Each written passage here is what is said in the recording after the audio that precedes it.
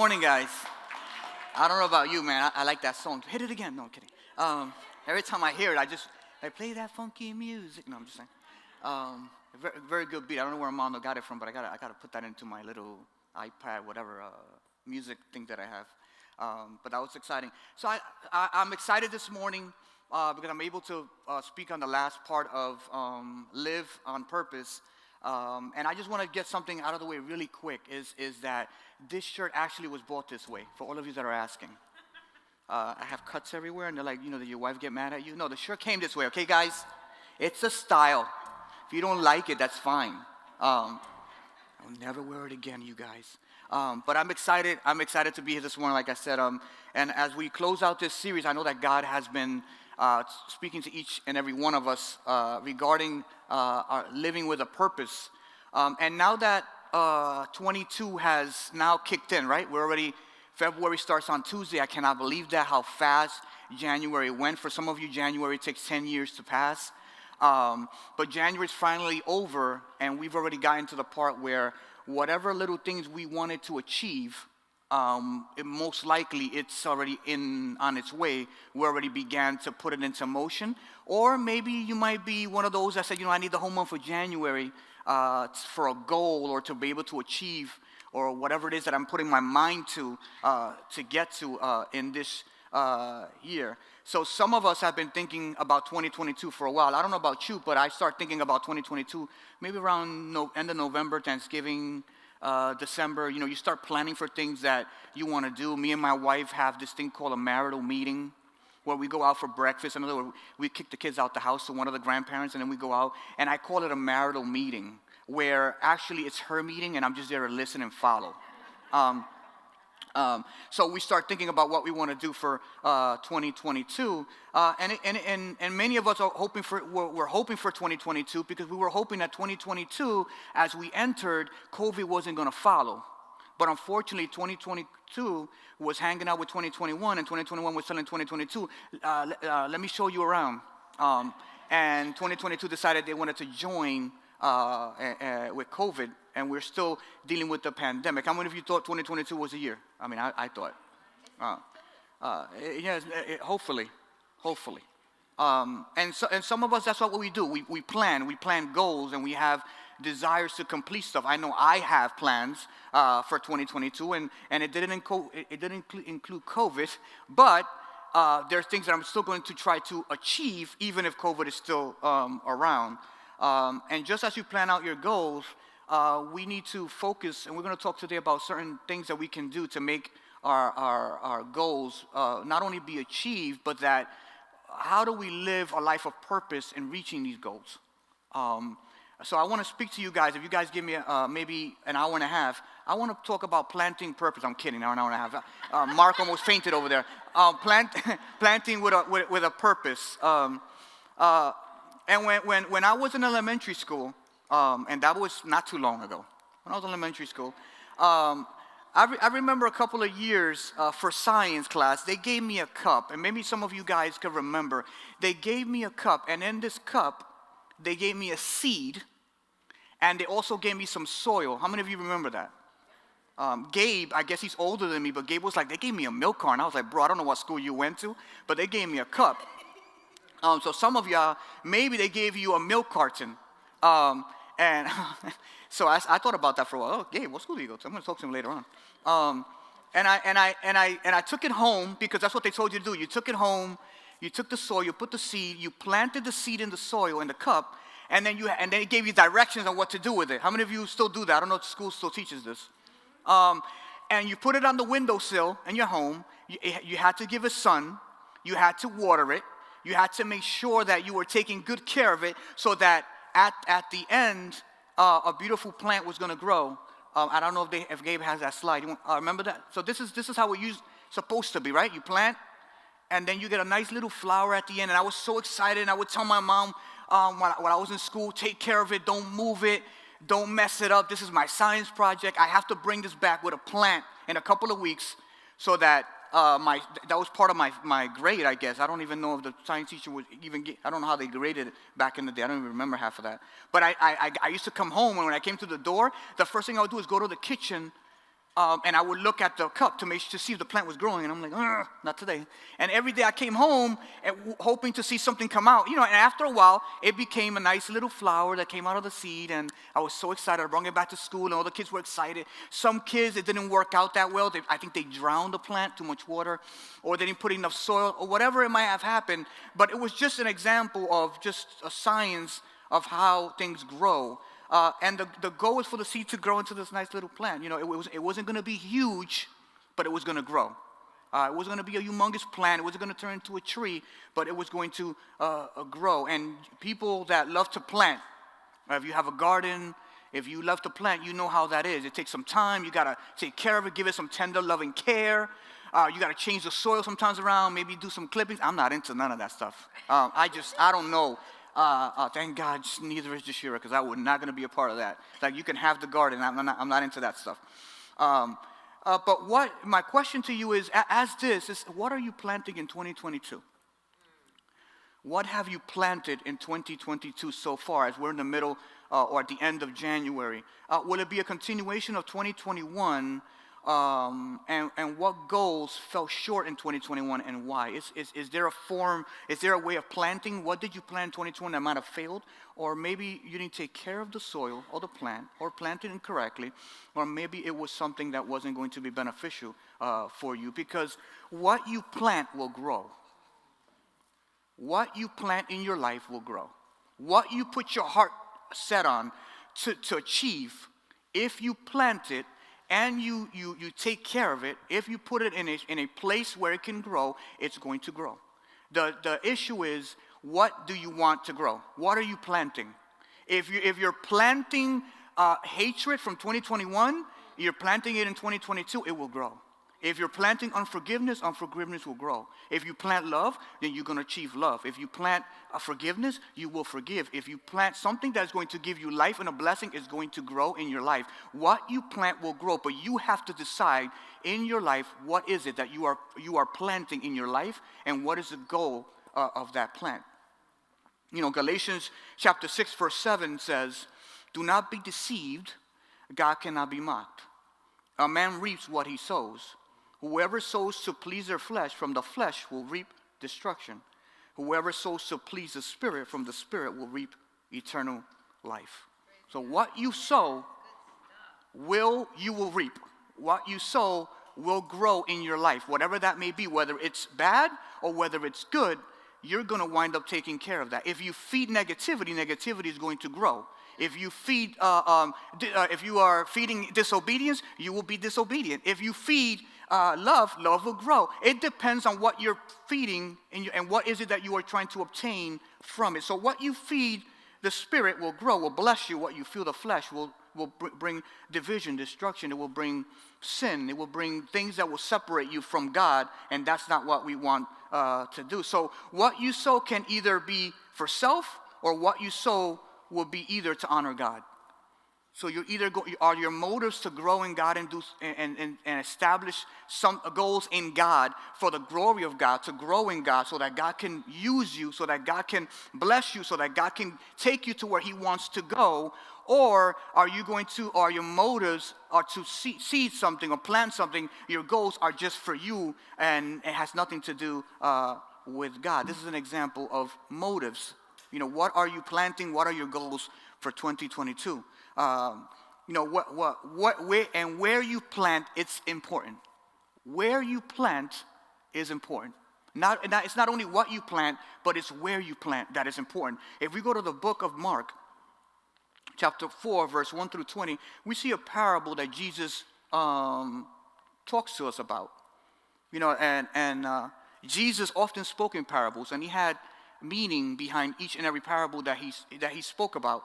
And what is a parable? A parable is, in short, is a simple story to provide more profound lesson or a teaching. And in Mark chapter 4, verse 1 through 20, the scripture says that again, Jesus began to teach by the lake. The crowd that gathered around Him was so large that when He got to the boat and sat in it out on the lake, all the people were along the shore and at the water's edge.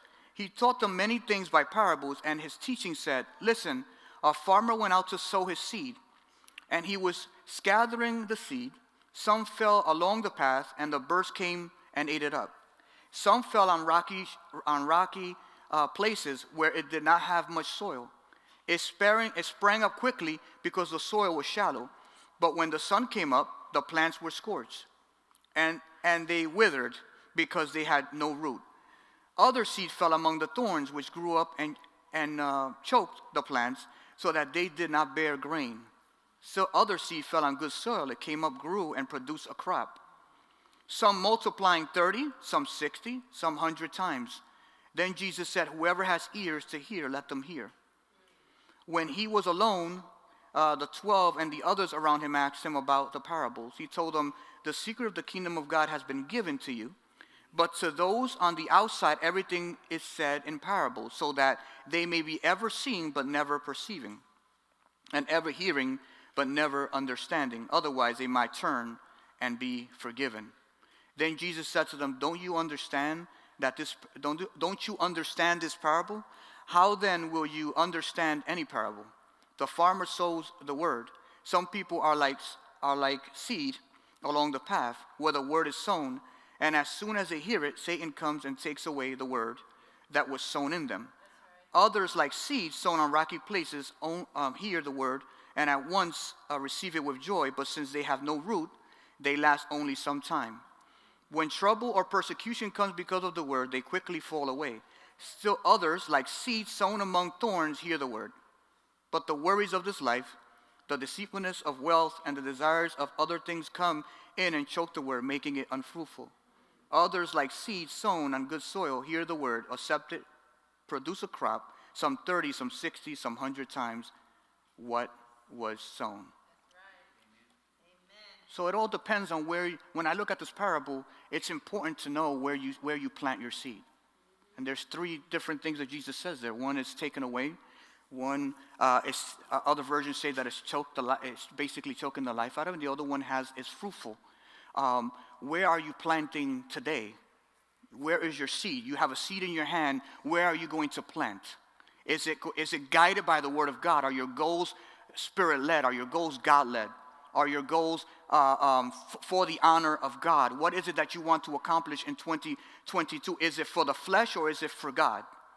What are the goals that you are trying to obtain? See, God gives us the examples in Scripture that goals are fulfilled in Him, guided by Him. Man plans his way, but God is the one that directs his steps. Man creates goals, but if it's not aligned with God's will, then it's your goals. It's not goals that come from God. God is going to guide you in the things that He wants you to do. You know, what seed do you have in your hand today, and what are you going to do with it? How are you going to plant it?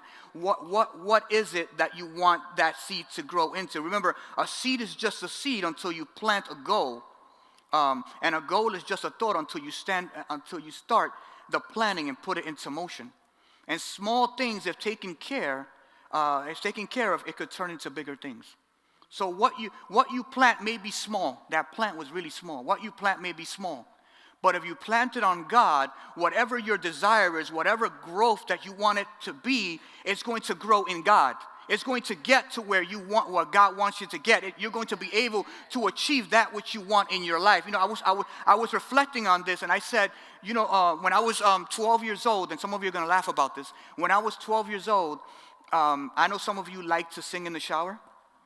When I was 12 years old, I had aspirations that I was going to be a worship leader. Obviously, that failed.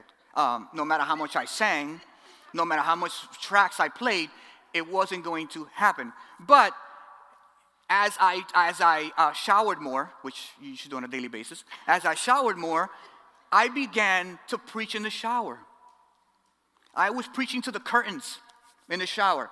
But there was something crazy because I was preaching in the shower, and the showers converted, and they always came to Jesus. The soap came to Jesus. The shampoo came to Jesus. But there was something important about that when I was preaching that I didn't understand at that time, was that I felt a burning sensation in my heart. I can't explain it to you. I would preach as if I was in front of the church. I was 12 years old, and I felt a fire in my heart. Little did I know that was a beginning for me as mind you, I didn't preach in church until I was like 18 years old, but it took some time. So what I had to do was I planted the seed. I said, this is what I'm going to do. I put it in my heart at 12 years old that, God, what I'm going to do is sooner or later, I'm going to preach in front of the church. I'm going to preach to people because I feel that this is something that I should do. I felt called to do. And what I did was my plant, when I planted that seed in my life and I put it in God's hands, what I did was I gave that seed some tender love and care. I planted on good soil and I took care of it. What did I do? I started to study. I started to seek God. I started to learn the Word, to put myself in a position so that goal can be reached. And as you see me here today. I may not be the world's greatest preacher, but I'm doing what I perceived in my heart, what I planted. I'm not going to say how old I am, years ago, to be here today. So you may be planting something small today, but it will grow as God will indicate in your life. So small things, if taken care of, could turn into bigger things. And just like a plant starts as a little seed, it ends up as a humongous plant. It's going to grow, but that depends on you. What is it that you're going to do to make that plant grow in your life? Small things lead to something that is bigger, and sometimes we want to plan big things without dealing with the small things. See, I couldn't just walk into ministry without having some sort of starting small.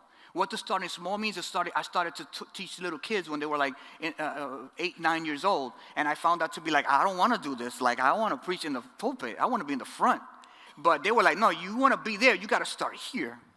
And sometimes we want to get to a certain place without starting small. And as I started reflecting, I started with kids. Kids turned out to be young adults. Young adults became middle-aged adults. Then next thing I know, I was pastoring in front of a congregation.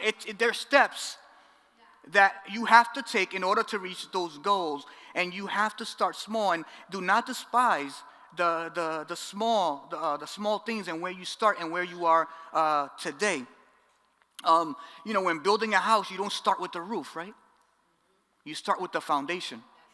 You start with the whatever it takes. I'm not a construction worker, but there are things that you start building in a house, and you don't start with the roof. When you open up a bank account, it doesn't start with money. I don't know about you, but when I first opened my first bank account, and my bank statement said a big zero. There was no money. You had to invest in that account so that account can grow. And as you put more money into that account, it grew, and it grew with interest and whatever it may be until as more as you invested, the more you are going to see. So you have to start with the small things in order to get to the big things. You have to invest in your goals in order for those goals to grow. You have to put time. You have to put effort. You have to put prayer. There's sweat. There's failures in getting into your goals. So there's things that you have to do in order to get to where you have to go. And if we look at another parable in the book of Matthew, Jesus talks about just a servant that gives these guys talents or money bags. If you look at another version of Scripture, Matthew chapter 25, verse 13 through 30, Jesus says, again, it will be like a man going on a journey who called the servants and entrusted him with wealth, or trusted them with wealth. To one he gave 5 bags of gold, to another 2 bags, and to another 1 bag, each according to his ability. Then he went on his journey. The man who had received 5 bags of gold went at once and put his money to work. And the man who had received 1 bag went off, dug a hole in the ground, and hid his master's money. After a long time, the master of those servants returned and settled accounts with them. The man who had received 5 bags of gold brought the other 5. Master, he said, you entrusted with me 5 bags of gold. See, I have gained 5 more. His master replied, well done, good and faithful servant. You have been faithful with a few things. I will put you in charge of many things. Come and share in your master's happiness. The man with 2 bags of gold also came. Master, he said, you entrusted with me 2 bags of gold. See, I have gained 2 more. His master replied, well done, good and faithful servant. You have been faithful with few things. I will put you in charge of many things. Come and share in your master's happiness. Then the man who had received 1 bag of gold came. Master, he said, I knew that you are a hard man, harvesting where you have not sown and gathering where you have not have scattered seed. So I was afraid and went out and hid your gold on the ground. See, here is what belongs to you. His master replied, you wicked, lazy servant. So you knew that I harvest where I have not sown and gathered where I have not scattered seed. Well, then you should have put my money on deposit with bankers so that when I return, I would have received it back with interest. So take the bag of gold from him and give it to the one who has 10 bags. For whoever has will be given more, and they will have an abundance. Whoever does not have, even what they have will be taken from them and thrown into the worthless servant outside into the darkness, where there will be weeping and gnashing of teeth. Use what God has entrusted in your hands. You know, these three received something from their master. One got 5 bags, one got 2, one got 1. But each one of them took what was entrusted to them and were able to do something with what was given. And each servant was given a talent in another reference. One was given 5, one was given 2, and one was given 1. What decisions are we making to grow towards the goal? What have you been doing with what's been entrusted to you, what's been implanted? How are you going to achieve that which you want in God if what God has entrusted in you, maybe you're not doing anything with it? 2 of them were able to double what they had, which means that they gave effort, they gave time, they took it upon themselves to receive what was small, and they doubled. There was a plan, there was a goal. They were able to achieve more with what was given to them. So you may have started small, but when you invest and you put effort and commitment into what God has placed in your hands, you will see maybe double or triple of what you had beforehand. So God is going to give you in abundance. It says that they were given in abundance, and the master was excited when he saw them and said, you well and faithful servant, in the small you were faithful, and now I'm going to give you more. So God will entrust you with more when you're able to show faith and able to do something with what small he has given you. So what decisions are we making towards your goal? How are we trusting God, and how are we going to achieve those goals? So there has to be action. There has to be a faith commitment. There has to be a belief that God is going to guide you to where you want to go, that God is an important factor in the goals in your life. A life of goal has to include God. Goals in your life has to include every decision that I've made in life. I try to put God in it. As small as having a child, to where I'm going to work, to where I'm going to live. God has to be in part in everything that you're doing. Even in ministry, if you want to serve, maybe today you just want to serve. Maybe you want to be a worship leader, or you want to be a teacher, or you want to be a preacher, or you want to be an evangelist, or you just want to be on a host team. There, you have to start somewhere to get somewhere. But God has to be a part of that which you desire to do. There has to be a commitment. You have to start somewhere to get there. And like I said in the beginning, do not despise the small things or the small beginnings, for the Lord rejoices to see the work begin, to see the plumb in the line of Zerubbabel's land. Zechariah 4, verse 10. The Lord rejoices in the hard work in the beginning portion of what you're doing. Do not despise your small beginnings. Do not despise where you start. I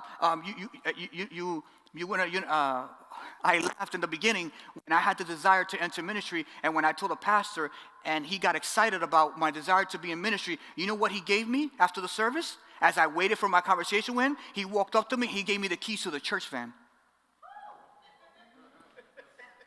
I looked at him, I said, you're mistaken. I think you didn't hear what I said.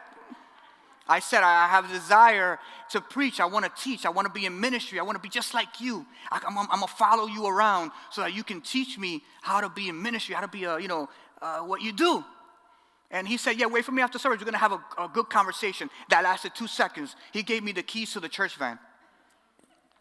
And then he told me, come outside. I got in the van with him. I went around 2 or 3 times around the block in the van. And I said, oh, he just wants to talk to me while in the van. No, when I got back to the church, I said, so what about the conversation? He goes, what about the conversation? And he goes, you're going to drive the church van. And I said, oh, I thought we were going to go around to talk. He goes, no, I just wanted to know if you can handle the van. Do not despise your small beginnings. Do not despise where God has taken you from. So yes, I started driving a church van, and I'm going to tell you that I was miserable. First of all, church van drivers, if you've been part of a church, they leave 2 hours before service starts because we've got to get everybody. Second is no one's ever downstairs waiting. And then when they didn't show up for church, they never told you anything. All I saw was a window curtain opening going, we're not going. And then after church, you're the one that had to take everybody home. So service finishes at 1. I walk into the door like around 4:30. I was miserable. But then a light sparked as I started driving the van. Because a part of me was like, you want to be a pastor. You want to deal with people. So you know what happened? I started having conversations in the van. I started talking to people. I started getting to know who I was driving. I started to love them even when they weren't downstairs. I started to love them even when they didn't come. Then I would call them after I would get home at 4 and be like, I missed you today. You know what happened? The van is not the same without you. Who's going to be singing the songs or repeating the pastor's notes to me? Who's going to tell me to turn down the rap music or the Christian music that you don't like, so I have to put hymns on? Those Radio Vision 13:30 a.m. They had to put that. That was my set. I had to put it. I had no choice. But then I started thinking, and I was reflecting this past week, small beginnings, how you want to be a pastor of many, but you couldn't handle 15 people in a van, Angel. Come on now. So small beginnings, do not despise the small beginnings, because what happened was that God was like, you want to do this, I'm going to put you in a spot where you're going to grow. So where did I plant my seed? I planted my seed in a 15-passenger van. But I was able to talk to people, pray with people, counsel people, 18, 19-year-old kid, just talking to people about Scripture. And little did I know that God was preparing me just by driving a church van 3 times a week. So these servants were able to duplicate what they had. They doubled what they had. And imagine if we had the mindset of growing in the same way. It wasn't just money. It's a spiritual principle of taking what's been entrusted to you and growing to where your heart is set to be. You know, God trusts us with the small things. We're faithful. He will trust us with the bigger things.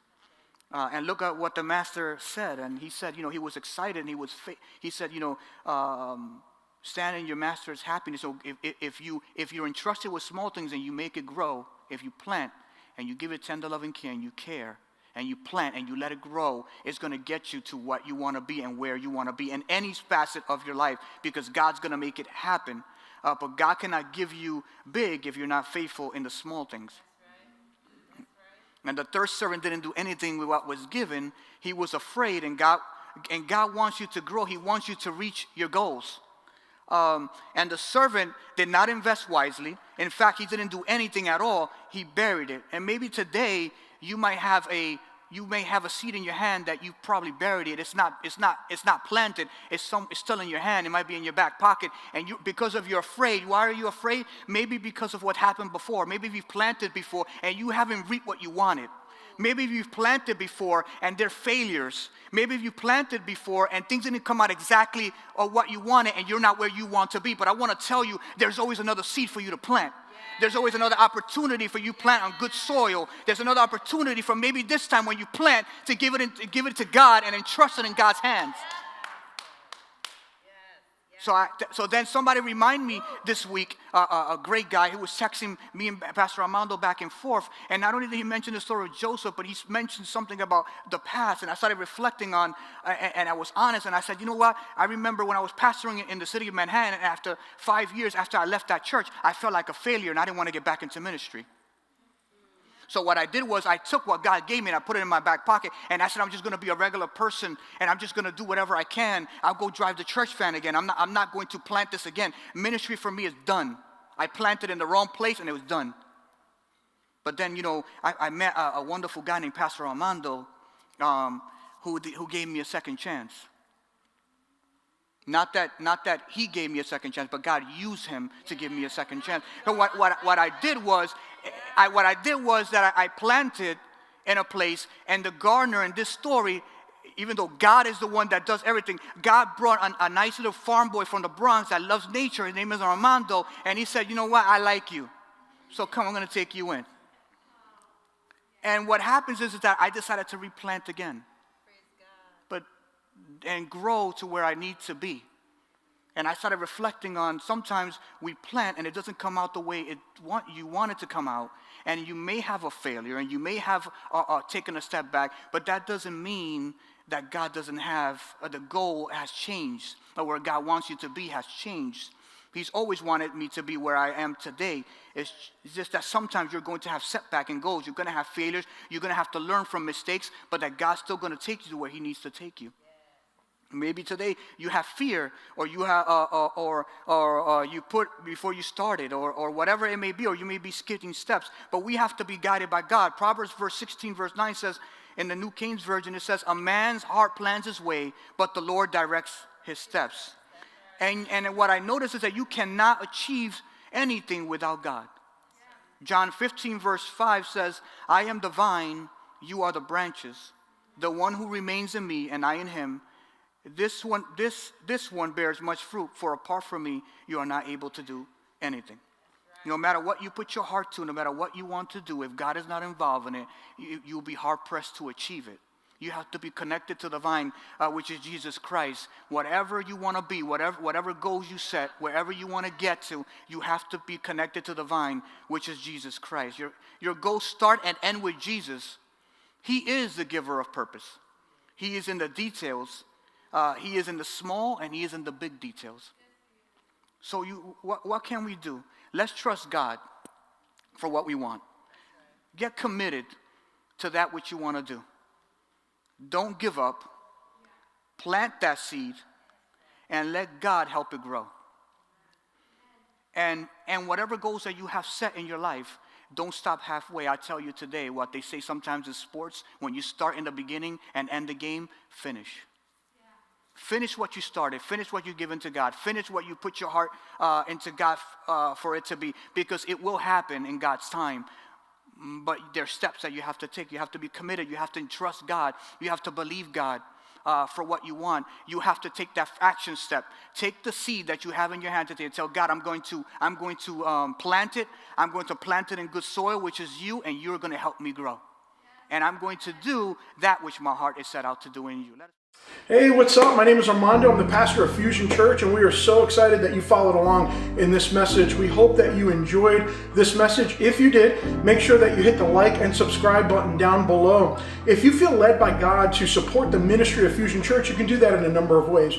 Number one, pray for us, pray with us. God is doing some great things here at Fusion Church, and that is probably the best way for you to be part of it. The second way is, if you live locally, please come out and visit us. Come and enjoy service with us, and if you feel led to, you can even join our team and become a teammate.